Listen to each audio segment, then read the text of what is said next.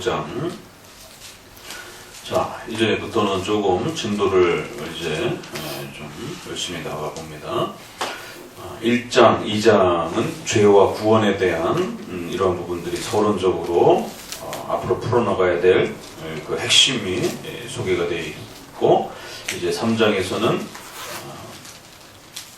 그 징계로서 5계명과 같은 이러한 방식으로서 5계명이 파괴되어지는 이러한 엄중한 또 하나님의 책망과 또 10계명의 후반부에 있는 그런 여러 가지 생활적인 또 심각한 타락과 책망들이 쏟아졌고요. 그리고는 다시 4장에 이제 회복하는 방식에 있어서 2장에서는 율법을 중심으로 하나님의 말씀을 중심으로 해서 하나님을 경외하는 이런 방식으로 돌아오는 내용이 소개됐고, 4장에서는 이제 메시아를 중심으로 해서 또 그 구원의 내용 중에서는 메시아를 중심으로 해서 펼쳐지는 하나님의 역사, 그래서 그것을 여호와의 싹, 그리고 그 여호와의 싹을 통해서 메시아의 구원의 혜택을 누릴 사람들은 남은 자들, 하나님의 책에 기록되어 있는 택한 백성들, 이렇게 또 요약이 되는 것을 보게 됩니다. 그리고 이제 5장부터 이제 본격적으로 또 이렇게 이 두 죄의 문제와 구원에 대한 문제들이 이렇게 짝을 이루면서 계속 이렇게 전반부의 부분들을 큰 일부가 이제 대략 한 12장까지 쭉 진행돼 가는데, 죄와 구원에 대한 부분들이 계속 그 대조를 이루면서 지속적으로 반복해 나갑니다. 자, 5장에는 이제 이러한 그 내용들을 하나의 노래 형태로 또 잘 새겨들을 수 있도록 노래의 형식으로 백성들의 죄의 문제와 또 하나님께서 회복시켜 주시는 구원의 또 이러한 부분들을 또 이렇게 담아낼 수 있도록 노래 형태로 또 백성들의 죄의 문제들을 지적해냅니다. 5장 1절을 같이 읽어봅니다. 내가 나의 사랑하는 자를 위하여 노래하되 나의 사랑하는 자의 포도원을 노래하리라. 나의 사랑하는 자에게 포도원이 있으며 심히 기름진 산에로다. 땅을 파서 돌을 제하고 극상품 포도나무를 심었도다. 그 중에 망대를 세웠고 그 안에 술틀을 놨었도다. 좋은 포도 맺기를 바랐더니 들포도를 맺혔도다. 그래서 계속 말씀드린 것처럼 문자적으로 잘 읽어가시고 그 단어와 문맥의 흐름을 잘 따라서 읽어낼 수 있는 그러한 또 훈련, 그 다음에 그런 표현들이 모세오경에 또 다른 성경에 또 더 나아가서는 신약에 이르기까지 신구약 전체 안에서 역사적으로 어떤 의미를 주로 그 많은 표현 안에서 집중적으로 담아내고 있는가.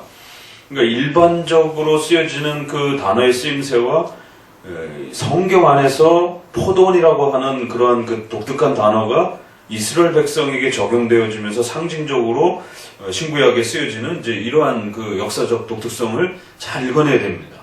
왜냐하면 일반 문화에서는 포도나 포도원 이러면 전혀 또 다른 의미가 되지만, 이스라엘 역사에 있어서는 이스라엘을 대표하는 과일로 이스라엘을 대표할 때 포도원, 포도를 가장 중요한 이스라엘의 대표적 그 상징적 매칭을 합니다. 그리고는 이제 그런 부분들이 또 신약에 넘어가면 그리스도의 피를 포도주로 이렇게 또 바꿔가기도 하고, 그러나 또 이제 하나님의 진노를 이야기할 때는 그 계시록에도 보면은 포도를 수확해서 그 붉은 이 즙이 다 터져 나가도록 이러한 그 즙밤 밟아서 그 붉은 피와 같은 것들이 사방으로 터지는 이러한, 또 때로는 포도가 그 피의 어떤 붉은 색깔들을 그렇게 또 진노와 책망의 어떤 내용으로서 사용하기도 합니다. 그래서 신구약 전체 안에서 주로 이 포도와 포도주, 그래서 어떨 때는 열매를 강조할 때도 있고 어떨 때는 그 색깔을 가지고 의미를 역사 속에서 또 담아내려고 하는 이러한 역사성을 잘 이해해 가셔야 되고요. 그러면서 결국 그 결론적 하나님의 의도와 뜻은 어떤 교리와 어떤 주제로 이렇게 결론이 되어지는가. 그러면 항상 7대 교리 10계명, 윤리와 관련해서는 좀 더 10계명, 신앙과 관련해서는 7대 교리. 일단 이 기초 훈련에서만 부지런히 이렇게 훈련해도 웬만한 부분들은 다 이렇게 굵직굵직하게 방향성을 이렇게 놓치지 않고 잡아갈 수 있습니다. 이제 조금 더 중급 정도 훈련된 사람들은 그 7대 교리 안에 굉장히 또 여러 교리들이 있죠. 그 안에 들어가게 되면 성경도 그러게 되면 성경의 세 가지, 성경의 무호성에 대한 권위에 대한 문제, 해석 방법, 그 다음에 적용의 방식에 대한 부분, 십계명을 중심으로 해서 적용에 대한 방식 부분들, 그 다음에 신론으로 들어가도 신의 존재의 속성론에 대한 부분, 그 다음에 하나님의 사역에 대한 부분, 사역과 관련해서는 신적 작정, 그 신적 작정과 시간 전에 일어나는 하나님의 작정에 대한 이런 내용들, 그 다음에 시간 속에서 일어나는 섭리와 또 이 창조의 이러한 부분들. 그래서 창조와 섭리로 하나님의 작정이 이루어진다라고 하는 그 소위 문다 이제 7문 이후로부터 그 하나님의 작정이 어떻게 펼쳐집니까? 하면서 창조를 먼저 소개하고 그 다음에 섭리를 소개하는. 그러니까 반드시 신론을 이해할 때는 그렇게 사역 부분에서는 작정, 그리고 그 작정의 열매인 창조와 섭리. 그 섭리는 보존, 협력, 통치 형태로. 그러니까 이렇게 세부적인 상황들이 펼쳐질 때 그걸 이렇게 기억해내면서 그러면 신론 중에서 어느 부분에 해당이 되는 것까지. 왜냐면 이 본문이 신론을 다 다루진 않거든요. 그러니까 신론의 어느 부분이 또 구원론의 어느 부분이 겹치면서 또 하나의 주제를 만들어내는 이제 이런 방식으로 또 그 각각의 교리들이 큰 굵직한 대표적 교리를 표방하고 있는지 아니면 어떤 세부적인 어떤 또 일부분의 어떤 교리들을 언급하고 있는지 또 아니면 그 일부분의 교리들이 서로 결합하면서 또 새로운 어떤 결론적 의미를 도출해내는지 이런 부분들을 꾸준히 읽으면서 그런 부분들이 잘 드러났을 때 그럼 오늘 우리 시대에는 어떤가 이렇게 또 접근해 가야 되는 것입니다. 자, 그러면 포도원을 하나님이 사랑하는 자를 위하여 이제 나의 사랑하는 자의 포도원 이렇게 하면서 나의 사랑하는 자에게 포도원이 있습니다. 이게 짧은 구절 안에 이게 이제 히브리어의 전형적인 이런 그 특성이에요. 그러니까 짧은 한 절 안에 반복되는 3번의 문장이 이 문장 형태의 구성인데 단어도 아니고 나의 사랑하는 자라고 하는 상당히 긴 문장인데 그 문장 형태가 3번씩이나 이렇게 반복이 되는. 그러니까 히브리어는 이렇게 단어가 많지 않기 때문에 중요한 언어들을 이렇게 반복해서 쓰는 또 그래서 3번 3자를 좋아하기 때문에 3자를 굉장히 즐겨 씁니다. 그리고 또 문장 전체를 또 이렇게 반복해서 쓰는. 그게 이제 시편이라든가 잠언 같은 데 보게 되면 아예 통째로 반복해서 쓰잖아요. 그러니까 이제 그런 문자적, 문맥적 특성을 잘 읽어내야 방향성을 잃지 않게 됩니다.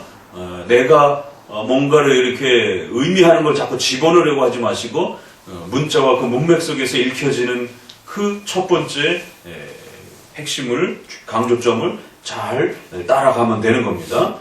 그래서 하나님이 사랑하는 그러한 자에게 그들에게 포도원이 있다라고 하면서 그들에게 포도원을 주신, 그래서 포도원 자체가 그 사랑하는 자를 이렇게 또 대변하는 것처럼 이렇게 소개가 되면서 그래서 그 하나님이 그 포도원을 잘 가꾸고 그래서 좋은 열매를 기다려야 하는 마치 하나님과 이스라엘의 관계를 포도 농사를 짓는 것처럼 이렇게 소개를 하면서 그런데 좋은 포도 맺기를 바랐더니만 아주 나쁜 들포도를 그렇게 맺었도다 하면서 비판하는 것을 보게 됩니다. 4절 같이 읽어봅니다. 내가 내 포도원을 위하여 행한 것 외에 무엇을 더할 것이 있었으랴. 내가 좋은 포도 맺기를 기다렸거늘 들포도를 맺힘이 어찌민고. 이러면서 하나님이 베푸신 그 귀한 은혜를 토대로 해서 이스라엘 백성들의 죄를 이제 이렇게 드러내는. 그래서 하나님의 은혜의 이 엄청난 대가를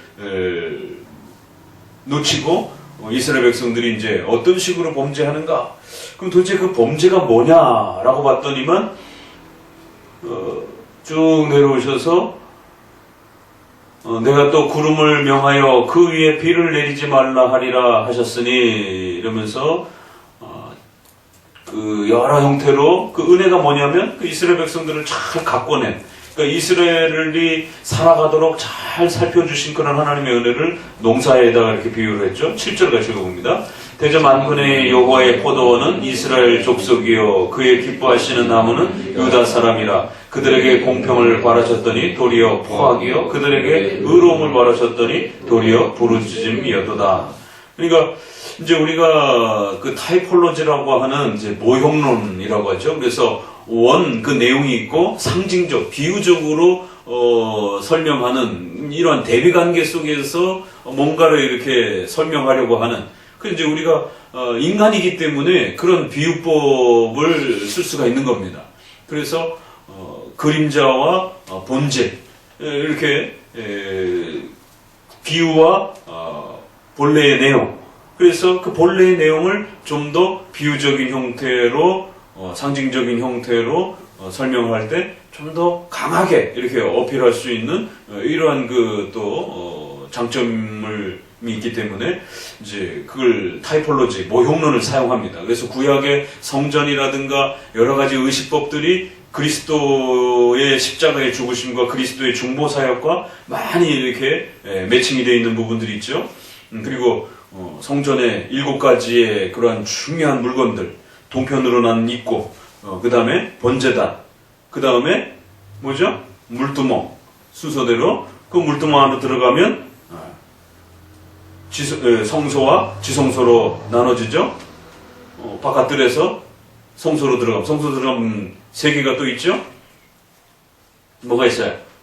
등대와 불을 밝히는 촛대와 12지파의 또 12개를 상징하는 진설병, 떡, 그리고는 이제 가운데 향을 피우는 그 향단이 있고, 안으로 들어가면 이제 마지막 7번째 법궤, 그 법궤 안에는 3가지가 있다 그랬죠. 십계명, 만나, 아론의 삼란 지팡이. 그러니까 이런 부분들이 예수님이 나는 문이요, 나를 통해서 들어가지 않으면 다 도적떼들이다, 이렇게 나는 문이다.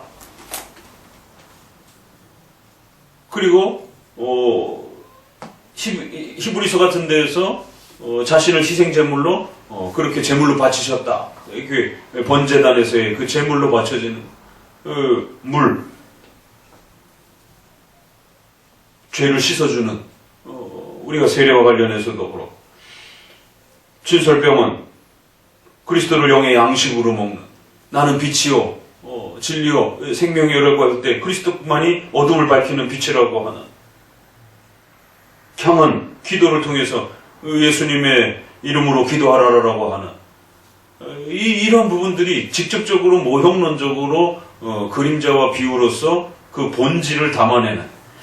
근데 이제 항상 조심하셔야 되는 것은 이런 모형론을 사용할 때 구약은 상당히 적극적으로 모형론을 사용하죠. 그러나 예수님이 오시고 난 다음에는 그러한 모형론의 대표적인 부분들이 의식법과 또 이런 부분들이 율법 형식에 있어서 중단된다라고 하는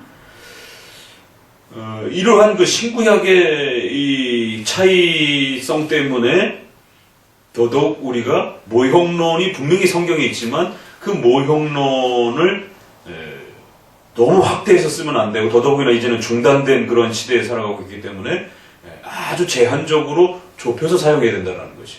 그래서 역사 속에서 이 모형론을 어디까지 사용할 수 있느냐? 예수님도 비유를 사용하고 성경에서 많은 비유들이 소개가 되고 있기 때문에 우리가 모형론을 쓸 수는 있지만, 그러나 그렇다고 해서 모형론을 함부로 확대해서 쓰게 되면 그게 알레고리컬한 풍의적 해석이 됩니다. 비유가 너무 방대해지게 되면 나중에 내용이 뭔지를 모르게 되는, 그래서 도약적 해석을, 이렇게 지나친 그런 비약적 해석들을 해버리게 되는, 결국 내용 본질을 잃어버리고 비유만 남아버리게 되는 이제 이러한 형태가 발생이 됩니다. 그래서 중세 시대는 이 알레고리컬 해석 때문에 중세가 타락했다라고 이제 우리가 그렇게 얘기를 하는 거예요. 그래서 자칫 모형론을 사용할 수는 있지만 모형론이 지나치면 알레고리칼 풍유적 해석으로 넘어간다라는 것. 그래서 모형론을 사용할 때는 적어도 신약과 구약의 대비 속에서 사용되어지는 그 정도 범위 내에서만 모형론을 사용해야 된다. 그래서 소극적 모형론을 사용하는 방식으로 사용하는 것이 보수적 입장에서의 대표적 이 모형론의 특징입니다. 그런데 보수권 내에서도 복음주의권 내에서도 모형론을 상당히 적극적으로, 특별히 기독론과 관련된 그리스도와 관련된 부분들을 아주 적극적으로 사용하려고 했던 이제 그러한 시도가 루터에 의해서 시작이 됐고, 그래서 루터는 신구약 전체를 칭의론에 묶다 보니까 결국 신구약, 특별히 구약과 관련되어서 그리스도와 연결되는 그런 어떤 비유로 모든 것들을 해석해내는 이제 이러한 그 지나침들이 결국 성경의 흐름을, 자연스러운 흐름을, 문맥을 깨뜨려 버리게 되는. 그래서 전혀 그리스도의 어떤 비유를 나타내지 않는 것도 억지로 막 그리스도의 특정한 사역으로 이렇게 하다 보니까 어거지적 해석들이 되어지는 이러한 이제 과도함들이 발생이 되면서 성경 해석의 객관성을 잃어버리게 되는. 그러니까 루터파의 성경 해석의 모형론은 적극적인 확대된 형태의 모형론을 즐겨 써왔다라는 것이. 그럴 때 이제 기독교 강해는 바로 그런 부분에서 문법적, 그 다음에 역사적, 또 교리적 이렇게 정리하면서 지나치게 모형론을 중심으로 해서 성경을 해석하지 말라라고 하는 문자와 역사와 교리적 해석 안에 머물러야지 그런 교리적 해석을 뛰어넘어서 지나치게 모형론으로 해석하게 되면 안 된다. 그러니까 이제 이런 부분이 계시록도 마찬가지예요. 그래서 계시록에서 이 많은 비유들을 가장 많이 사용하는 게 다니엘서, 에스겔서, 요한계시록인데 여기에서는 비유를 설명하지 않으면 설명할 수 없을 정도로 비유가 많아요. 어디까지가 비유고 어디까지가 문자인지도 헷갈릴 정도로. 그런데 이 부분을 지나치게 모형론을 확대하는 방식으로 쓰게 되면 굉장히 길을 잃어버릴 수 있는 위험성이 많다라는 거예요. 그래서 분명히 상징적 해석을 해야 될 때가 있어요. 그래서 그걸 우리가 영적 해석이라고도 이렇게 표현합니다. 과거의 역사를 담아내는 내용이 있고요, 분명히. 그래서 바벨론 이야기를 합니다. 분명히 과거의 이야기예요. 그 다음에 미래적 종말에 대한 이야기를 해요. 그래서 미래의 시간대를 이야기하는 미래적 해석을 합니다. 또 로마 시대에 지금 겪고 있는 현재적인 그 교회의 고통과 아픔에 대해서 이야기해요. 시간을 중심으로 해서 세 가지 해석이 나오지만 또 그렇지 않은 상징적이고 비유적인 그러한 부분들이 있어요. 그래서 그것을 영적 의미로서 끌어내야 되는, 그렇지만 그거를 확대해서 끌어내게 되면 길을 잃어버린다는 거예요.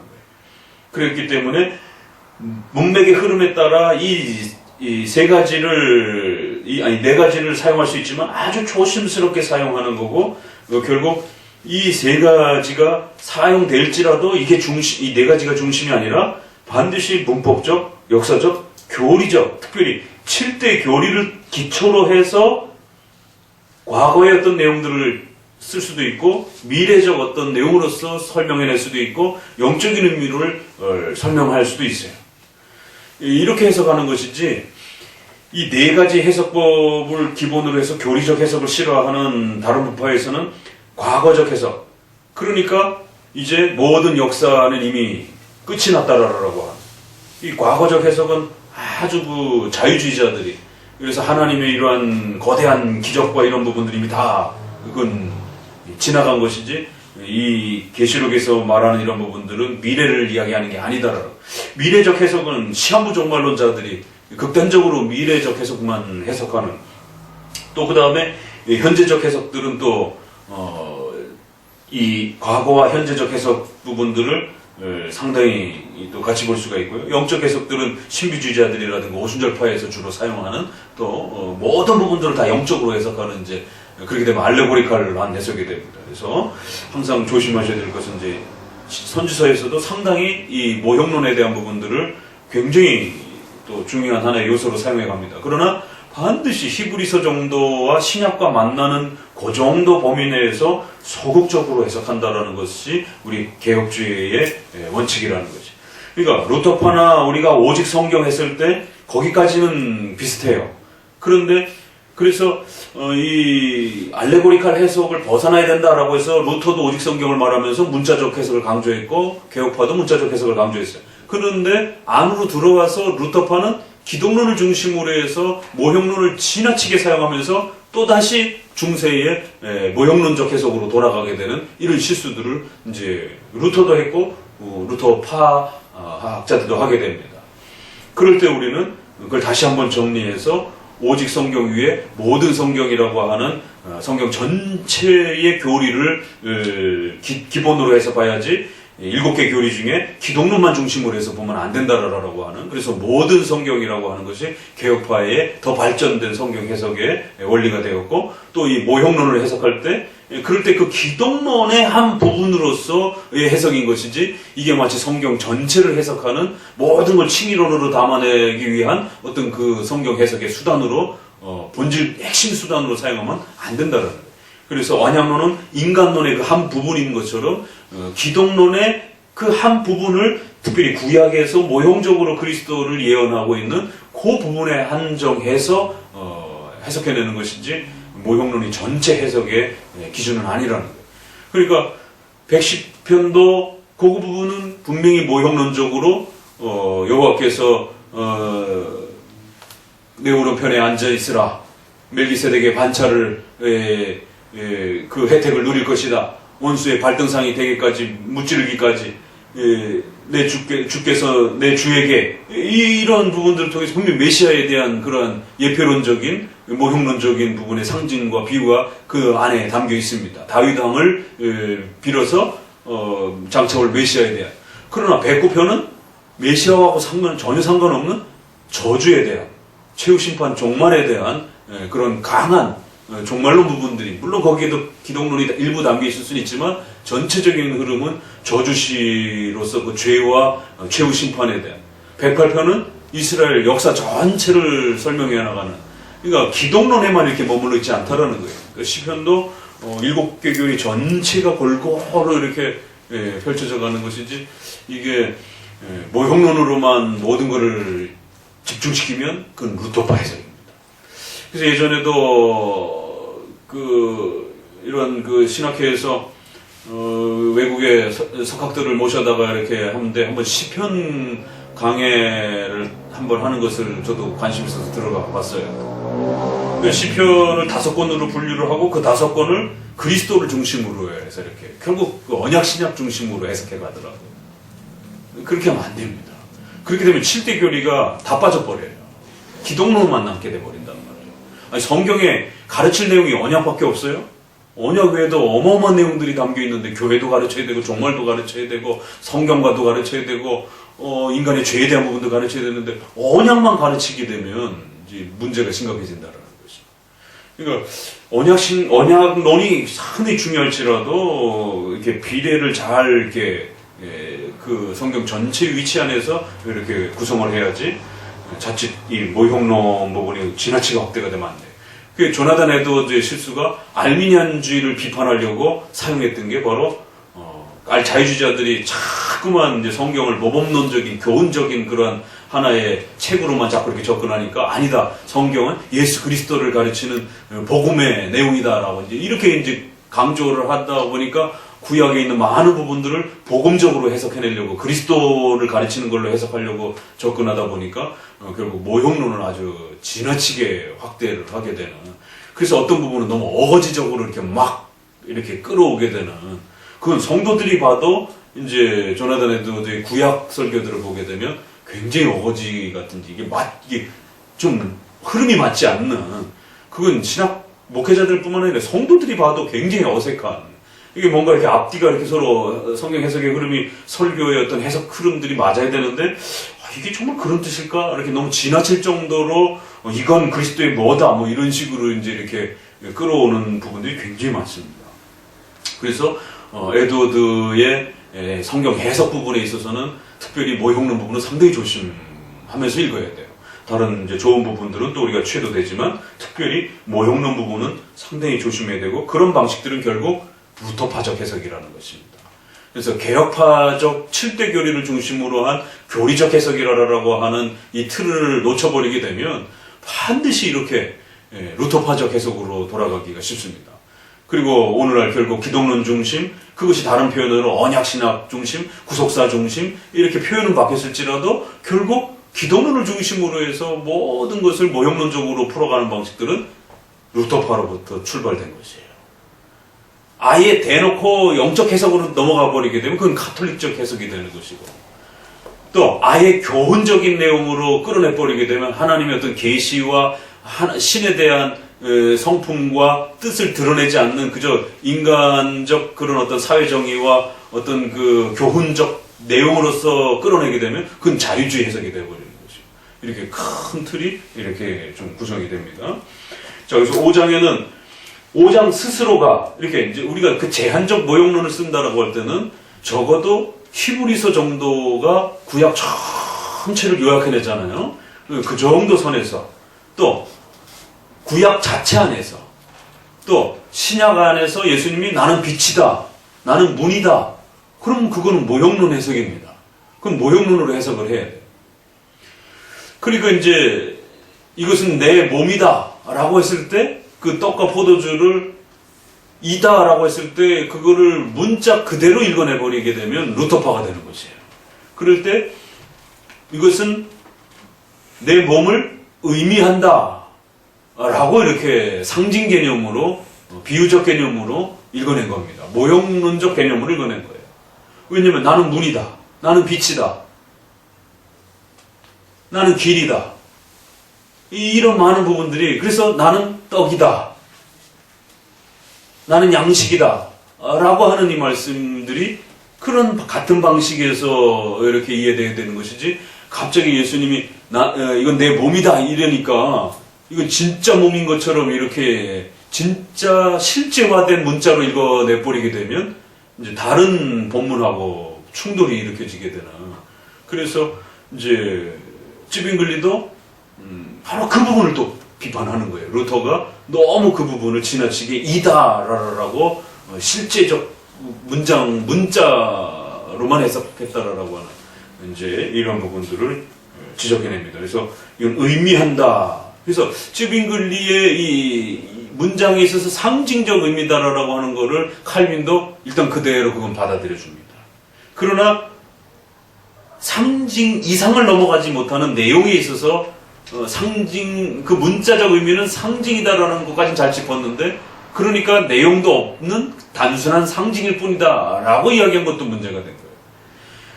루터는 실제적으로 그것이 그리스도의 몸인 것처럼 이렇게 이다라고 해석해서 내용을 강조하려고 하다 보니까 그 문자를 너무 문자 그대로 해석을 해버리고, 그랬을 때 칼빈은 분명히 이 문장은 상징적 의미를 제시하는 상징적 모형론적 문장으로 구성되어 있다는 거예요. 그래서 반드시 상징으로서 우리가 그 떡과 포도주를 받는다라는 거예요. 그러나 거기엔 분명히 그리스도의 살과 피를 우리에게 허락해 주시고 그리스도와 교제케 하시는 그리스도의 실제적 교제를 주신다라고 하는 상징과 본질의 내용을 성내전적 연합으로 그렇게 묶어넣어 준 거예요. 그러니까 루터와 찌빙글리에가 일부분만 그 본문에서 가졌고, 칼빈은 양쪽에서 반씩 어떻게 보면은 이쪽에서는 상징이라고 하는 그 물질에 대해서는 상징이라는 의미를 잘 의미한다라고, 이다를 의미한다라고 읽어내야 되는 것이다라고 이렇게 모형론적으로 해석해야 된다라고 잘 잡아냈고, 그렇지만 거기엔 반드시 실제 내용이 성내전적 연합 형태로 그리스도께서 자신을 성찬에서 주시는 은혜가 있다라고, 비록 희생제사는 아니라 할지라도 감사의 교제로서 그러한 주심이 있다라고. 그러니까 이러한 그 성만찬에 대한 부분도 역시 모형론 부분들을 어떻게 잘 사용하는 거에 대한 문제. 그러니까 이제 선지서에서 이제 여러분이 선지서를 들어가자마자 또 이런 털컥 이렇게 이제 포도원 비유가 소개되어지면서 이제 이 모형론이 탁 부딪혔을 때, 그럼 이 모형론을 어떻게 해석해 가야 되는 것인가에 대한 방향을 못 잡게 되면 선지서들은 모형론이 또 상당히 많이 나옵니다. 그러면 막 갈팡질팡하게 되고, 또 나름대로 열심히 또 모형론을 사용하다가 루터파적인 또 해석에 빠지기도 하고, 이제 이런 위험이 생겨요. 그래서 신구약 신구약의 통일성 아래에서 성경이 가는 데까지 전체 성경 안에서 그 정도 모형론을 사용하고 있으면 그 정도는 쫓아가는 거예요. 우리가. 모형론을 아예 안 사용하는 건 아닙니다. 분명히 사용하는 거예요. 그러나 적어도 성경이 설명하는 데까지만 가는 것이지 그 이상 지나치게 확대하면 안 된다는 거예요. 그래서 예수님이 나는 문이다 라고 말씀하셨으면 그건 예수님 스스로가 구약에 있는 그 내용들을 실질적으로 비유화시키신 거예요. 그러면 예수님이 그렇게 그 비유를 설명하셨으면 그 정도는 우리가 해석할 수 있는 겁니다. 그런데 사도들도 예수님도 아무런 설명이 없어요. 그럼 조심해야 돼요.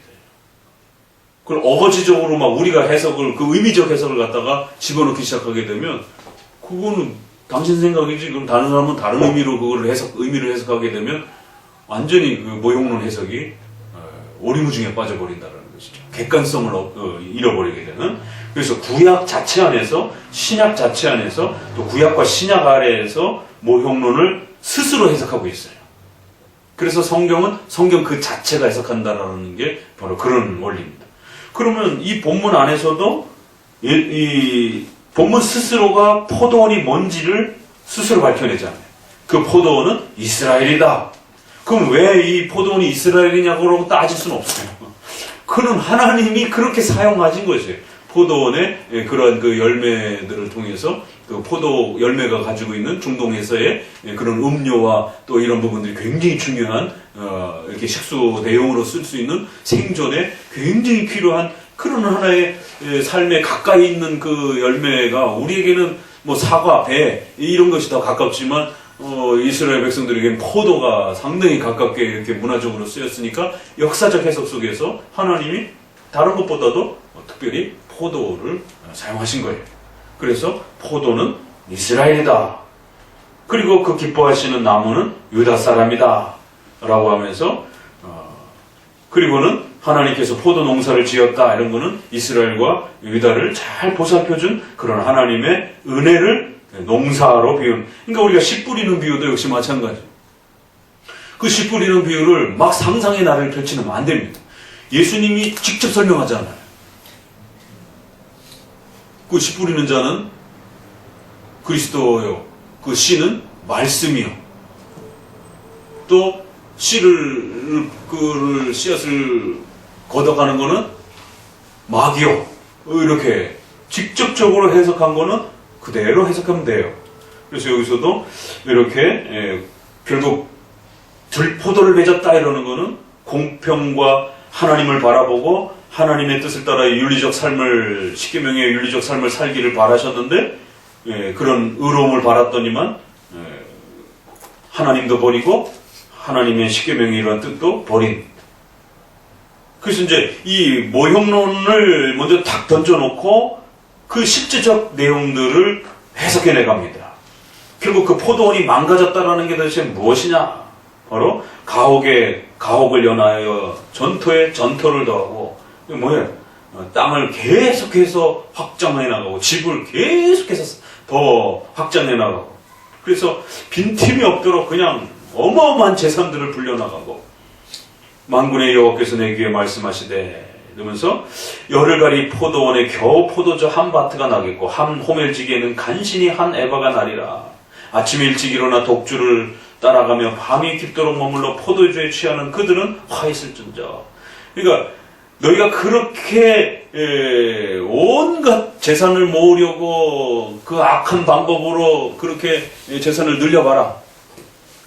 포도 그 밭에서 겨우 몇 개 열매를 못 거두는 것처럼 너희의 그 가산이 다 망가질 것이다 라고 이제 이런 식으로 경고를 하면서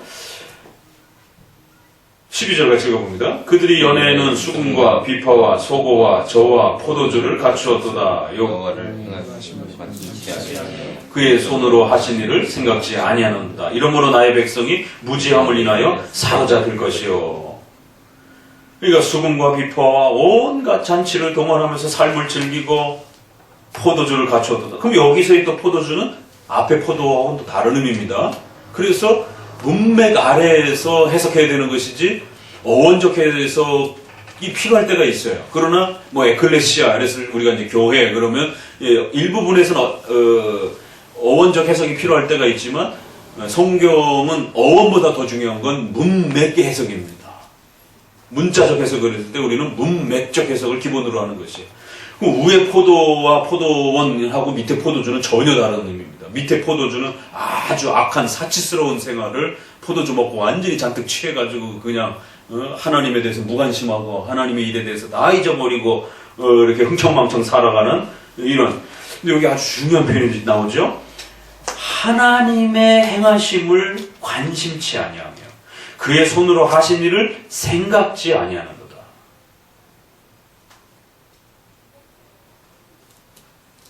여호와의 행하심을 관심치 아니하며 그의 하신 일을 생각지 못하고, 그러니까 하나님이 어떻게 일하시는지를 모르는 거예요.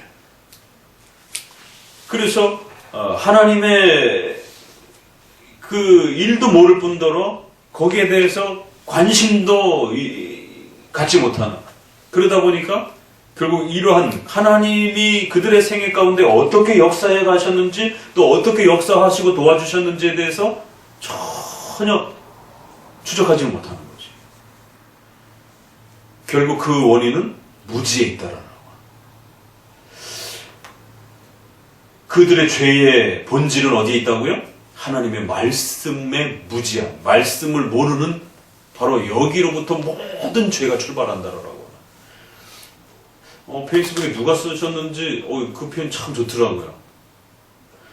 신앙은 지식 이상이다.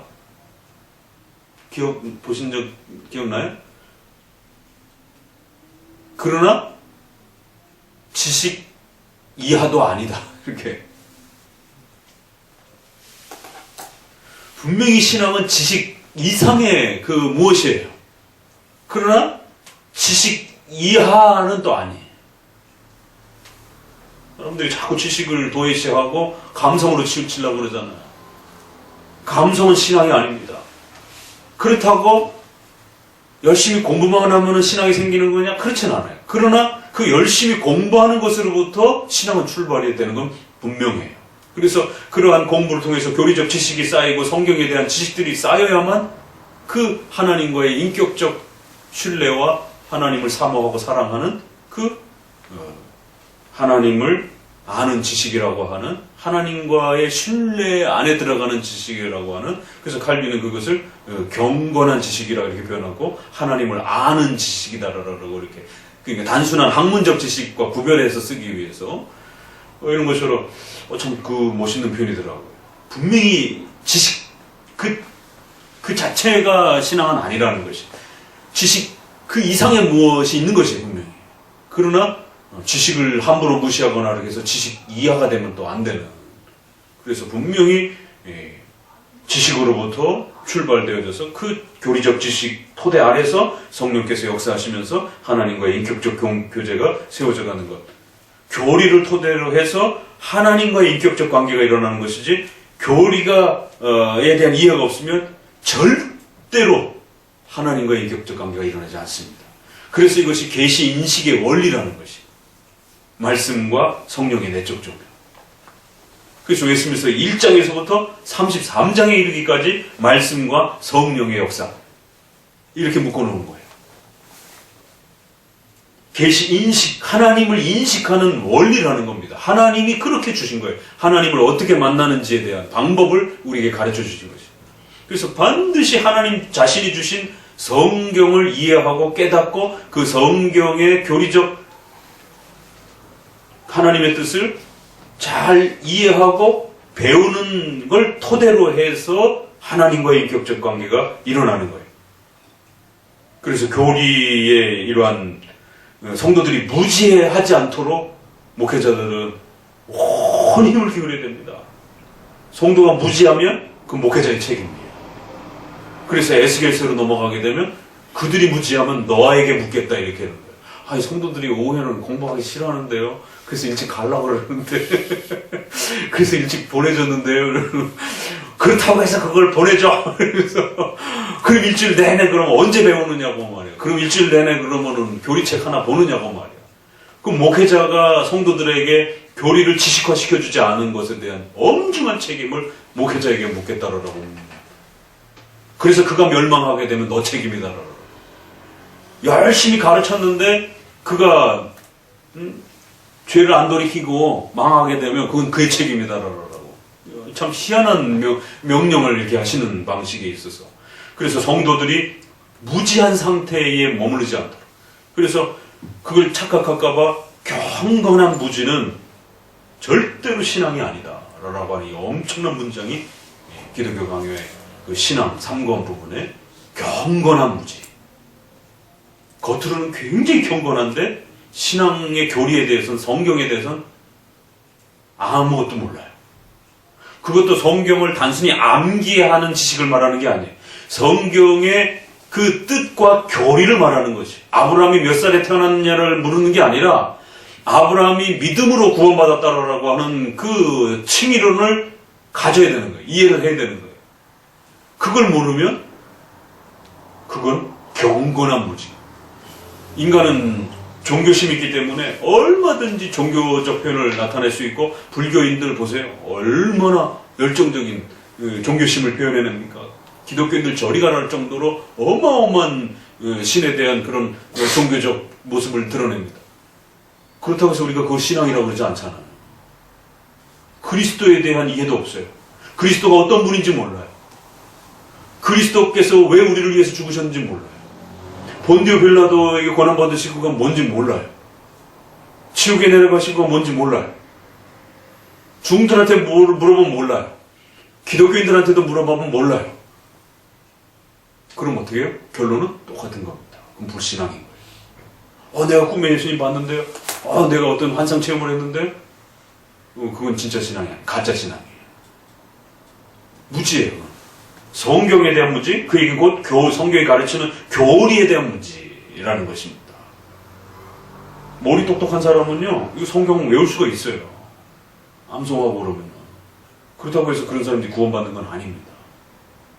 성경의 그 교리를 정확하게 이해하고 거기에 대한 지식을 갖추고 그것을 사모하고 사랑하는가. 그러니까 이제 앞부분에서는 율법 이렇게 표현했잖아요. 하나님의 산에 오르자. 거기에서 율법이 나오고 하나님의 말씀을 배우자.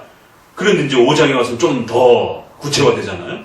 그건 하나님께서 행하신 그 발자취들에 대한 성경에서의 그 내용일 수도 있고, 또 섭리사적인 또 하나님의 인도하심도 다 포함이 될 수도 있는 것이죠. 그러나 좀 더 뒷구절과 연결해서 보게 되면 성경에서 가르쳐준 하나님의 발자취와 하나님의 그 일하심과 하나님이 어떤 분이신지에 대한 그러한 교리적 무지함들이 결국 이 사태를 불러왔다. 이 5장 말씀을 오늘 우리 시대에 적용하게 되면 충격적인 일이죠. 기독교 기본 교리에 대해서 아는 게 없잖아요. 소요리문답, 그런 교리의 기본을 가르쳐주는 소요리문답을 다 잃어버리고 99%의 교회가 안 가르치고 겨우 1% 교회 정도가 교리를 가르치고 있는 그런 정도의 수준. 그럼 왜 하나님이 이사야에서 이 부분에서 그토록 엄중히 책망하는가? 화 있을진저, 이런 엄청난 심판에 대한 경고가 도대체 무엇 때문인가? 알 수가 있습니다. 그래서 18절에 거짓으로 끈을 삼아 죄악을 끌며 수레를 줄로 함같이 죄악을 끄는 자는 화 있을진저, 이러면서 이제 악을 선하다 하며 선을 악하다 하며 결국 이런 일들이 벌어지는 것이에요. 그러니까 선과 악을 해석해내지를 못하는 것이에요. 그러니까 이 무지가 발생이 되면 선은 하나님의 뜻만이 선인데 그 하나님의 뜻은 오직 성경의 뜻, 줄이면 십계명이 요약이 되어 있는 거예요. 그러니까 십계명을 이해를 못하면 하나님의 선이 무엇인지를 해석해내지 못하는 것이죠. 그래서 그걸 거꾸로 적용하는. 그러니까 오늘 우리 시대에도 그대로 드러나잖아요. 동성애는 죄인데 동성애를 합법화시키려고 하는 그런 차별금지법이라든가 이런 부분들은 아무렇지 않게 생각하는, 그보다 더 중요한 게 있다라고 생각하는, 물론 중요한 부분들도 있을 수 있죠. 그러나 이 부분도 어마어마하게 중요한 겁니다. 그런데 그러한 법들을 만들려고 하는 신자들, 또 거기에 그런 위정자들을 힘을 실어주려고 하는 또 그런 신자들, 악을 선하다고 생각하는 것이에요. 선을 악하다라고 볼 수도 있는 이런 기가 막힌 일이 벌어질 수도 있다는 겁니다. 그러면서 계속 화있을진저, 지금 화있을진저가 몇 번씩이나 이 본문 5장에서 나오는가 또 관심 있게 보셔야 됩니다. 스스로를 지혜롭다 하며 스스로를 명철하다 하는 그들은 화있을진저. 21절. 포도주를 마시기에 용감하여 독주를 빚기에 아주 유력한 그들은 화있을진저. 그들은 뇌물로 인하여 악인을 의롭다 하고 의인에게서 그 의를 빼앗는도다. 24절 같이 읽어봅니다. 이로 인하여 불꽃이 그릇 허기를 삼킨같이 불이 숲에 떨어졌었지. 그대의 뿌리가 썩혔고 티끌처럼 날리니 그 뒤에 불에 여호와의 율법을 버리며 이스라엘의 거룩하신 자의 말씀을 멸시하였습니다. 성경에 대한 이 무지는 어떤 방식으로 나타난다고요? 두 가지 형태로 나타나요. 버리는 형태와 무시하는 형태, 멸시하는 형태. 그래서 우리가 소리문답 13문에 죄란 하나님의 말씀을 어기는 것, 지키는데 부족한 것, 어기는 것과 부족한 것이 다 포함이 됩니다. 그래서 많은 사람들이 착각하는 게 어기지 않고 있으면 잘 하고 있는 거로 부족하다라고 자꾸 생각해요. 그 부족함도 어기는 것 못지않게 죄가 된다는 사실을 명심하셔야 돼요. 말씀을 버리는 것도 해당이 되지만 멸시하는 방식도, 그러니까 멸시하는 방식은, 부족한 방식은 약간 우회적 방식으로 이렇게 성경의 말씀들을 곡해하는 이제 이런 간접적인 형태의 어떤 공격들이 될 수 있는 겁니다. 그러니까 동성애는 죄지만 차별법, 차별금지법이라든가 이런 부분들은 그렇게 심각하지 않은 것처럼 생각하는, 살인은 죄지만 낙태법은 우리 크리스찬들에게 실제적으로 지금 시급히 심각한 것은 아닌, 그러면 사회정의를 실천하는 건 그렇게 더 중요한가요? 검찰개혁하는 거는 그렇게 더 중요한가요? 그럼 검찰개혁과 낙태법과 동성애와 관련된 이러한 차별금지법과 인권법에 대한 이런 여러 가지 부분에 대해서 그럼 어느 게 더 중요한 거예요? 그 중요하다는 걸 누가 평가해요? 그러니까 하나님의 말씀을 이렇게 우회시키는, 멸시하는 방식이 오늘 우리 시대에, 이게 양심이 있으니까, 최소한의 기독교적 양심이 있다 보니까 직접적으로 부딪히는 거는 이렇게, 예를 들어 살인을 하긴 크리스찬들이 약간 뭐 하잖아요.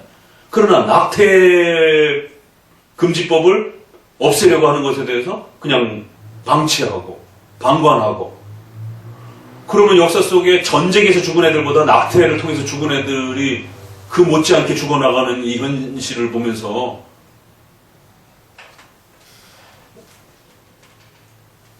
그러면 직접 살인은 어기는 거는 심각한 거고 방조하는 형태의 살인은 안 중요한 것처럼 이렇게 생각할 수 있냔 말이에요. 그래서 문자 안에서는 율법을 버리는 것도, 또 율법을 살짝 또 이렇게 다른 부분까지 또 놓치지 않고 하나님의 말씀을 멸시하는 형태의 이런 방식도 상당히 조심해야 된다는 거예요. 자, 그러면서 이제 5장에서는 죄에 대한 부분이 좀 더 강하게 다시 한번 율법과 그 말씀에 대한 무지, 그 무지는 하나님이 일하시는, 성경 전체 안에서 하나님이 어떻게 일하시는지, 어떻게 하나님께서 그 행하시는 그 과정들. 그러니까 성경은 바로 그런 하나님의 계시를 이야기해 주는 것이지 단순히 인간의 구원에만 이렇게 구속사에만 집착되어 있는 게 아니다라는 것이. 그러니까 여기도 만약 그럴 것 같으면 인간을 구원하시는 일과 뭐 이렇게 표현해야 되는데 그걸 전체 포괄해서 하나님이 일하시는 것에 대해서 관심치 않고 하나님이 행하시는 것에 대해서, 그럼 하나님이 뭘 행하시느냐라고 하니까 성경에서는 창조와 인간의 구원의 일들에 대해서 역사하신다. 이렇게 둘로 나눠 설명하잖아요. 그러니까 있는 그대로 읽어야 돼요. 여호와의 행하심, 여호와의 일하심. 자, 그럼 이제 6장에 들어가서는 구원과 관련된 부분이 다시 한번 또 대조가 됩니다. 읽어봅니다. 우시야 왕의 죽던 해에 내가 본즉 주께서 높이 들린 보좌에 앉으셨는데 그 옷자락은 성전에 가득하였고. 자, 이것도 타이폴로지예요. 그러니까 5장, 6장에서 여러분들이 타이폴로지에 대한 부분들을 분명히 이번에 정립하고 가셔야 됩니다. 나중에 중간쯤 가다가 목사님 모형론이 뭐예요? 이러면은 안 돼요. 그러니까 우리 부부는 분명히 모형론을 사용한다는 거. 그러나 루터파나 에드워드처럼 적극적 모형, 확대된 모형이 아니라 소극적 모형론으로. 이거 루이스 벌콥의 조직신학의 성경 해석법에 그냥 그대로 나와 있는 내용들입니다. 제 얘기가 아니고. 기독교 강의에도 구약의 많은 그리스도와 관련된 부분들을 어떻게 해석해야 될 것인가 라고 했을 때 그런 부분들을 너무 지나치게 이렇게 그리스도의 예표에 맞추지 말아라. 그냥 그래서 항상 적절해야 된다. 이런 표현을 칼빈은 항상 쓰고 이 부분은 너무 지나치게 그리스도에 해당되는 내용으로 해석하면 안 된다. 그냥 일반적 선에서 해석하면 그것이 적절하다. 이런 표현들을 아예 대놓고 이 부분을 그리스도 중심으로 해석하지 말라라고까지도 이렇게 얘기를 합니다. 왜냐하면 당대 벌써 이미 그렇게 해석하는 주석들이 상당히 있었거든요. 그걸 알기 때문에. 의도적으로 그래서 이 부분은 그냥 일반적 교훈, 또 다른 어떤 내용. 그래서 웨스민스터는 얼마나 놀라우냐면 그 언약론 부분에도 그렇고 또 율법론 부분에도 그렇고 의식법, 정치, 형벌법 이야기할 때 그 의식법 부분에서 모형론 부분이 어떻게 구약에 드러나느냐라고 하면서 예배와 그리스도와 이런 부분들 그리고 삶의 규범과 또 우리의 신앙에 대한 부분들이 의식법 형태로 소개되어진다. 그래서 그리스도만 소개하지 않아요. 이래서 놀랍다라는 겁니다. 그리스도와 이렇게 하고 예배에 대한 내용도 있고 또 교회와 관련된 내용도 있고 또 우리 일반 삶에 대한 모형의 어떤 규범들도 있다는 거예요. 그래서 우리가 10계명의 예를 들면 5계명의 어떤 내용들을 모형화된 형태로 신약어에 와서 도덕법적 개념으로 끌어내는 거예요. 길을 가다가 어미새와 새끼새나 알이 있는데 둘 다 가져가지 말고 하나만 가져가라. 소의 입에 망해를 씌우지 말라. 그랬더니 소의 입에는 망해를 안 씌우는데 그 소를 몰고 있는 하인들의 입에는 다 망해를 씌워놓고 못 먹게 하고 있어요. 그러니까 바울이 막 호되게 야단을 치잖아요. 이게 어떻게 소를 위한 말이냐. 이건 바로 너희를 위해서 일하는 그 종들을 너무 학대하지 말고 그들이 먹을 수 있도록 배가 고프면 먹을 수 있도록 그들의 양식을 충분히 공급해야 그들이 더 힘을 내서 일을 해줘야 너희의 열매가 더 늘어나는 것이지 너무 그렇게 인색하게 종들이 먹으려고 하는 것에 대해서 못 먹게 망을 씌우고 이러지 말라라는 거죠. 그랬더니 소의 입에는 풀어놓고 종들은 먹지 못하도록 많이 먹을까봐 그렇게 양식을 차단하고 그래서 그 얘기를 하면서 거기에 목회자 사례비까지 나중에는 일반적 그 노동도 포함이 되고 여기에는 또 전임 사역을 하는 또 주의 종들과 목회자들이 그렇게 양식은 그래서 성전에서 일하는 자들은 성전에 그러한 것으로 받는 것이 합당하다라고 하면서 거기까지 끌어내는 거죠. 그러니까 그 소에 대한 소의 입에 망을 씌우지 말라라고 하는 것은 하나의 비유적이고 모형론적인 상징적인 하나의 기본 틀을 갖고 있잖아요. 그 안에 도덕법적 교훈이 있는 거란 말이에요. 그러니까 이런 규범, 삶의 규범에 대한 부분도 역시 모형론적으로도 또 설명되어진단 말이에요. 그러니까 우리가 본디오 빌라도 같은 경우도 그런 경우예요. 그러니까 이제 그 댓글에 어떤 분이 이제 이렇게 질문을 했지만, 그러니까 분명히 그 본디오 빌라도 사건은 하늘의 법정을 대행하는 것이에요. 그러나 그렇다고 해서 본디오가 직접 하나님은 아니잖아요. 그러니까 그건 분명히 상징성이 있는 겁니다. 그렇다고 해서 단순한 상징은 또 아니에요. 그런 면들이. 그러니까 하늘 법정을 나타내는 대행을 하고 있는 건 맞아요. 그러나 본디오 빌라도는 하나님이 아니기 때문에 분명히 상징적 그래서 인간의 그 법정이 하늘의 법정을 나타내는, 비유해주는 하나의 상징성을 갖는 것이. 그러한 상징성을 갖고 실제 내용을 던지는 겁니다. 그러니까 어떤 경우는 상징 그 자체가 상징으로 끝나는 것도 있지만, 어떤 경우는, 그러니까 씨 뿌리는 비유는 그냥 그 상징으로 남아있는 거예요. 그래서 그거를 재해석해내야 되잖아요. 그게 무슨 의미인지를. 그런데 어떤 모형적 개념들은 외형만 모형이고 거기에 실제 내용이 담겨 있어요. 같이. 법정이라고 하는 그 내용은 단순한 상징은 아니잖아요. 분명히 그 실제 법정에서 재판되어지고 선고되어지는 이 내용을 그대로 사용한 거예요. 그렇지만 본디오는 하나님은 아닌 거예요. 그래서 어떤 개념들은 그대로 쓴 겁니다. 그냥 하나님의 법정에서 빌라도의 목소리를 대신해서 하나님이 예수님은 죄인이다, 무죄하다, 그걸 하나님이 대신 선고한 겁니다. 법정적 선고를 한 거예요. 그래서 두 메시지가 죄인이다, 십자가에 못 박아라, 정죄를 한 겁니다. 그런데 조사해보니까 무죄다, 이 부분이. 그러니까 무죄하면서도 정죄받아라, 이게 이제 법정적 선을 받는 겁니다. 그러나 그게 비유적, 상징적 부분이 겹쳐져 있는. 그래서 성찬에서는 그게 성내전적 형태로 외형과 상징이, 내용이 맞물려 있는 그런 형태로 성내로 쓰여질 때는 더욱 강력하게 묶이기 때문에 성내전적 연합이라고 그러는 것이고, 적어도 그 정도까지는 강력하게 이렇게 상징과 본질이 강력하게 매여 있는 것은 성내전적 연합이라는 것이. 그러나 그렇게까지 매여 있지는 않지만 소중하게 여기는 것들, 결혼, 또 칠성례 부분에서 다루는 장례, 그러니까 결혼식, 장례식 아무것도 아닌 게 아닙니다. 굉장히 소중하게 교회 예식으로 취급합니다. 그래서 예배모범 안에 들어가 있잖아요. 정치모범도 아니고 웨스트민스터 예배모범 안에 들어가 있어요.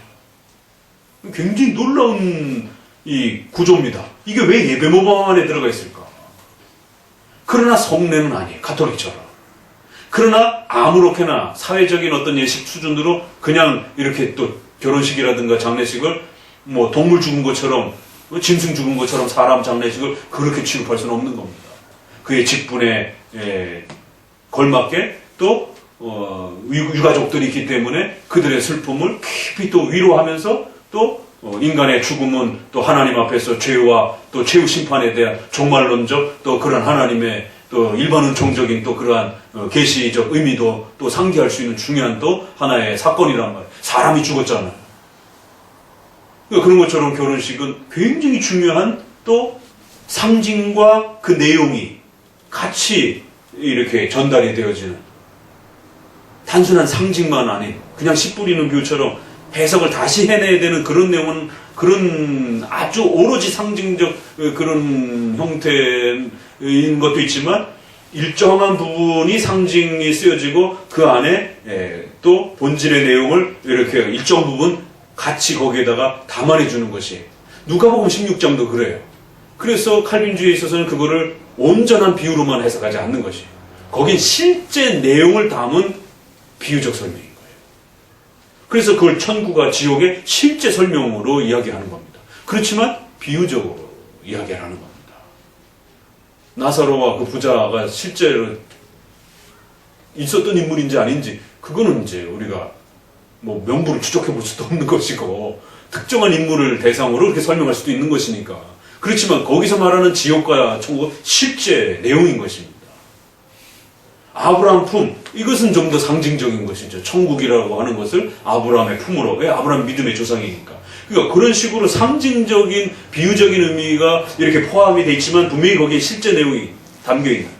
그러나 그렇다고 해서 결혼식이나 이런 것들이 성내전적으로 그렇게 강력하게 묶여 있는 건 그 정도는 아닌 것. 그래서 그걸 이렇게 세 가지 형태입니다. 모형론의 어떤 타이폴로지라고 하는 그림자와 실제 본질의 내용을 이렇게 성경이 사용할 때 완전히 모형론으로 사용하는. 그래서 실제 내용을 전혀 다른 데서 찾아와야 돼요. 씨 뿌리는 자, 알 수가 없잖아요. 그건 하나님이다. 성경이 설명해 주는 데서 찾아와야 돼요. 씨는 뭐다? 그건 말씀이다. 분명히 다른 데서 찾아와야 되는 거예요. 그런데 유사하게 상징과 내용이 유사하게 맞물려 있는 것들이 있어요. 실제 내용이 거기에 가미가 되는 형태로 그러니까 모형을 기반으로 해서 이 실제 내용을 좀 더 강하게 인지할 수 있도록 도와주는 그런 형태로 모형론을 또 사용하기도 한다는 거예요. 그런데 마지막에는 그 상징과 본질이 아주 강력하게 말씀이 약속한 그 약속의 범위만큼 강력하게 성례전적으로 하나님의 약속 형태로 묶여져 있는, 하나님이 약속해 줬으면 그건 반드시 일어나는 거예요. 반드시 효과가 나타나는 거고. 그래서 성례전적 연합이란 하나님이 약속해 주신 만큼 안에서는 효력이 발생한다는, 단순한 상징이 아니라는 것이죠. 그래서 성례전적 모형론 개념이 있을 수 있다는 거. 그래서 모형론은 세 가지 어떤 수준 형태로 이렇게 쓰여진다. 그래서 6장에서도 그렇게 하나님의 보좌에 앉으셨는데, 이건 그럼 분명히 이거는 뭐예요? 문자예요, 상징이에요? 이거 상징이죠. 하나님의 보좌가 어디 있어요? 하나님이 어디 걸터 앉아야 됩니까? 그렇지만 성경은 끊임없이 보좌를 이야기해요. 계시록에서도 그렇고 보좌를 받다라라 다. 그래서 우리가 예수님 하나님 보좌 우편에 앉으시고 라고 할 때도 역시 그 상징적 표현이지, 하나님이 우왼편 오른편이 있을 수도 없는 것이고 뭐 의자에 걸터앉는 것도 아니고, 이건 고대 왕국의 왕의 존엄성과 위엄에 대한 최고의 왕으로서의 거룩성을 나타내는 것이지, 이것은 문자적 내용은 아니에요. 그러나 실제 내용은 그 담겨있는, 이거는 완전 모형과 실제 내용이 담겨있는 형태에서 보게 되면 실제 내용도 있을 수 있다라고 볼 수도 있고, 아니면 좀 더 모형적에 가깝다라고도 뭐 볼 수도 있고. 그래서 이것도 왕의 어떤 보좌성의 이런 영광스러움을 그냥 그대로 대비해가지고 이렇게 하나님의 영광과 거룩성에 대한, 존엄성에 대한 부분들을 그대로 끌어냈죠. 그래서 그 옷자락은 성전에 가득하였고, 뭐 하나님의 옷자락이 어디 있어요? 하나님이 옷이 필요하신 분인가요? 이거를 문자 그대로 읽으면 큰일 나죠. 그래서 여기서도 역시 모형론이 탁 소개가 되면서, 그래서 이제 놀래가지고 이제 이사야가 바짝 엎드릴 때 거기에 이제 찬송 소리가 거룩하다, 거룩하다, 거룩하다. 이거 벌써 3번 반복하는 히브리어에서 특징이죠. 만군의 여호와여, 그 영광이 온 땅에 충만하도다. 그러니까 이사야에서 가장 즐겨 쓰는 표현이에요. 그렇죠? 거룩함, 하나님의 절대성, 하나님의 존귀함, 하나님의 영광, 이런 부분들이 이사야에서 가장 즐겨 쓰는 신론의 속성의 핵심 단어입니다. 그래서 하나님의 그 영광을, 존엄하심을 그렇게 표현하고, 거기에 대비해서 화로다 내가 죽게 되었도다, 나는 입술이 부정한 자로서 하나님을 배우도다. 인간의 전적 부패에 대한 부분들을 이렇게 하나님과 인간을 대비하면서, 요거 보면 뭐가 생각이 납니까? 하나님과 인간이 대비가 되고 있어요. 우리가 많이 배웠던 거,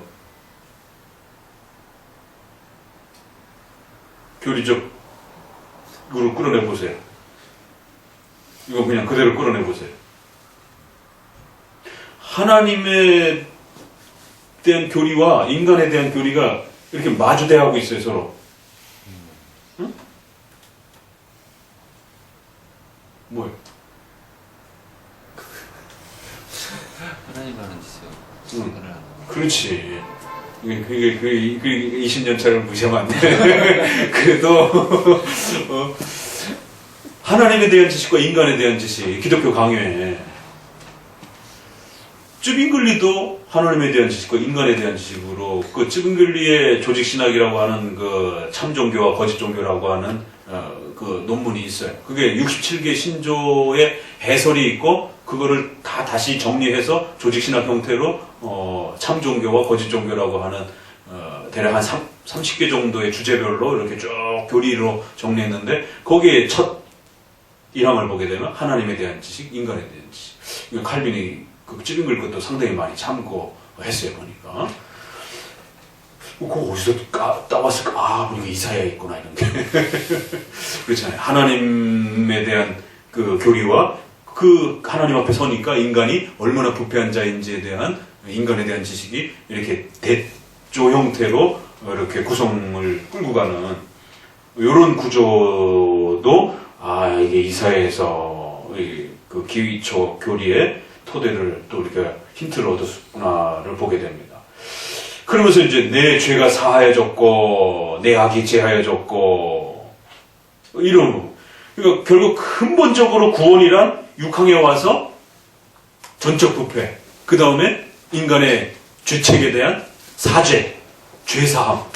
그러니까 이사야 전체에서 가장 중요한 그 인간동과 관련해서 뭐라고요? 구원의 핵심 하이라이트는 앞부분에서 싹에 대한 부분을 봤잖아요. 메시아와 관련해서. 근데 여기서는 죄사함이라는 게 가장 중요한 인간의 구원의 본질적 요체구나, 이게.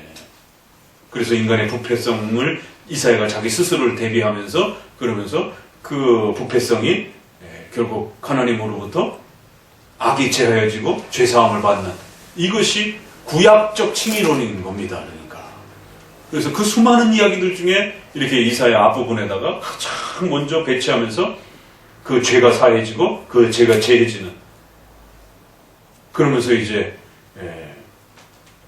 내가 여기 있습니다 라고 하면서 하나님 앞에 그 죄가 사해지고 그 부패함들이 가려지면서 인간이 하나님 앞에 설 수 있는, 이걸 선교장으로 그렇게 자꾸 끌어당기면 안 됩니다.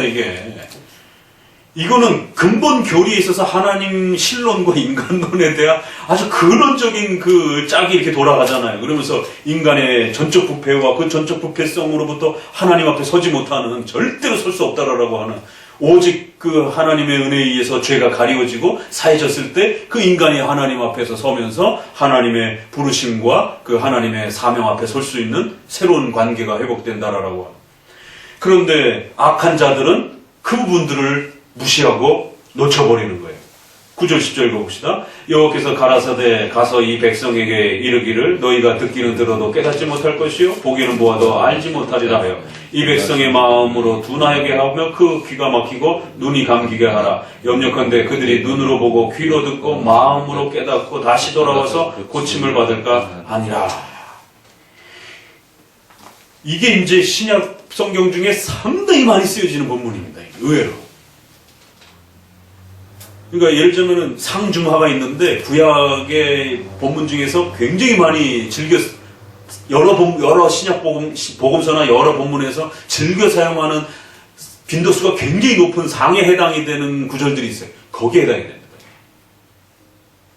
이거 뭐 실제로 복음 전도의 내용이잖아요. 복음을 전했는데 듣지도 않고 보지도 않고 관심 없어 하고, 인간의 그 복음을 전해받았을 때 인간의 그 아주 악독한 복음을 거부하는 인간의 죄성들. 그런데 또 바울은 이거를 살짝 돌려가지고요, 하나님의 예정으로 끌어냅니다. 그래서 예정된 자들이 보고 듣는 것이지, 결국 저들이 저렇게 거부하는 것은 하나님이 저들의 눈을 가리웠고 저들의 귀를 닫으셨고, 그래서 저들이 복음을 소화해내지 못하는 것이더라고요. 그렇고 이 본문은 예정론적 관점에서, 이제 마가복음도 역시 마찬가지입니다. 이 본문을 쓸 때 약간 좀 더 예정론적 관점에서, 다른 본문은 좀 더 인간의 죄성에 대한 관점에서 이렇게 관점이 조금 이렇게 차이가 납니다. 다 같이 있는 거죠. 분리되지 않는 거죠. 구별은 돼도 하나님 관점에서 보게 되면 당연히 택자에게만 주는 거고 불택자에게는 안 주는 거예요. 그러나 우리 입장에서 보게 되면 복음을 수용하는 자가, 순종하는 자가 그걸 받는 거고 거역하는 자는 안 받는 것처럼 보여지는 것이죠. 그래서 이러한 거룩한 의로움 앞에 인간이 어떤 반응을 보이느냐? 그 거룩하신 하나님의 이 영광스러움들을 안 받아들이고 안 보고 외면하는 이런 아주 악독한 인간의 죄성에 대한 이러한 참혹함에 대해서 6장은 한 번 더 경고를 합니다. 이렇게 5장과 5장은 죄에 대한 부분을 다시 한번, 6장은 구원의 회복에 대한 부분들은 인간의 죄로부터 죄사함을 받고 그 죄가 용서되어지고 가리워지고, 그러니까 구약에서 이렇게 개념을 하나하나 계속 쌓아가는 겁니다. 그래서 그 죄 용서라는 게 나중에 이사야 53장에 우리가 가장 많이 신약에서 사용하는 그 본문이 이제 도살장에 끌려가는 메시아가 죽임을 당하신다라고 하는 이런 방식의 중보를 통해서 우리의 죄값이 대신 갚아진다라고 하는 대속의 개념이 이사야 53장에서, 이사야 53장은 구약의 복음장입니다.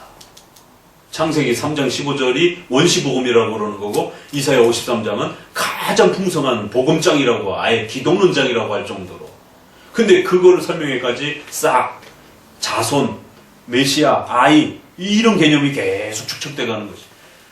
그리고 또 용서 개념도 이런 식으로 인간의 부패성을 이야기를 하면서 자기 자신의 부패성을 돌려서 이야기하면서 하나님 앞에 설 수 없는, 죽을 수밖에 없는, 바로다 이제 나 죽게 되었도다 이런 하나님의 음성을 듣고서 결코 어떻게 인간이 살 수 있겠느냐. 이 전적 부패와 불가항력적 은혜를 통해서 그렇게 용서받고 그 하나님 앞에 사명을 감당하는 자로 설 수 있는 이런 회복이 되었는데도 불구하고 여전히 그러한 영광스러움들을 거부하는 인간의 이런 악독함. 이게 죄의 본질인 거예요. 5장에서는 뭐예요? 무지함. 그 무지 때문에 인간이 하나님 앞에 복음을 수용해내지 못하는 이게 인간의 죄성의 가장 본질이라고 하는. 그럼 결국 하나님의 구원의 은혜는 바로 이걸 깨트려주는 것이 복음의 구원의 가장 중요한 혜택이다. 그러니까 벌써 이사야 6장까지만 와도 상당히 중요한 개념들이 이미 벌써 이렇게 기초 부분을 딱 정립을 하고 출발을 하는 거예요. 그러니까 그 많은 형식적인 예배와 이런 부분들이 많이 하고 있을지라도 하나님 앞에 오히려 의미가 없이 책망을 받는 이런 형태가 될 수도 있다라고. 이거요, 기본 7대 교리가 없으면 그렇게 연결이 안 됩니다. 이게 자기 이름 집어넣어가지고 주여 내가 여기 있나이다. 목회자 되고 싶을 때, 또 어디 선교하고 싶을 때 기도하다가 주여 내가 여기 있나이다. 자기 이름 집어넣어가면서 주님께서 나를 부르셨다라라라고 그렇게 적용하면 안 됩니다.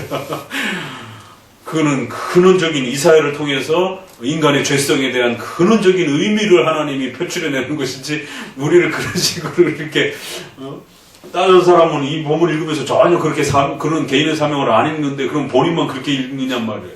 그럼 하나님의 말씀이 각 사람마다 다 다르냔 말이에요. 이 객관적인 의미는 바로 인간의 부패성과 악으로부터 하나님이 그를 사해 주시고 죄를 끊어내 주시는 그러한 그 은혜의 혜택에 대한 어떻게 보면 6장도 복음장에 해당이 될 정도로 이사야의 이제 초기 복음장에 해당이 되는 그러한 모습들을 이렇게 보게 됩니다.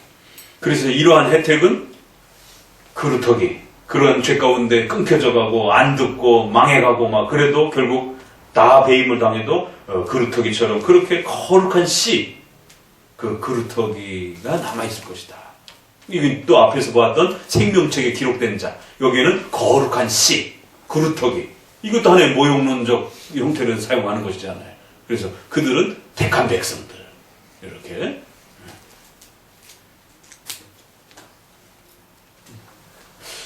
재밌으세요?